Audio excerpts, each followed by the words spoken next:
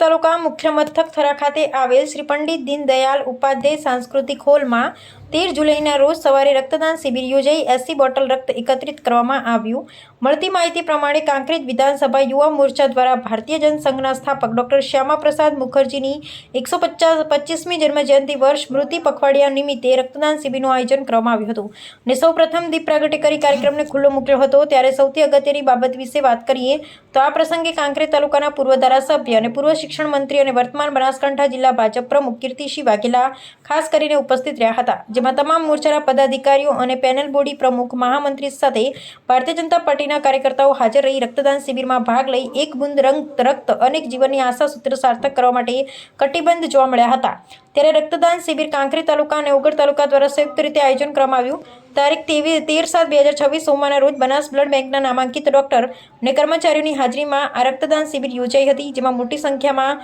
ભારતીય જનતા પાર્ટીના કાર્યકરો અને પદાધિકારીઓ હાજર રહ્યા હતા, જેમાં 80 જેટલા લોકોએ બ્લડ ડોનેટ કર્યું હતું અને બ્લડ ડોનેટ કરનારા દરેક વ્યક્તિને પ્રશંસા પ્રમાણપત્ર અને ટ્રોલી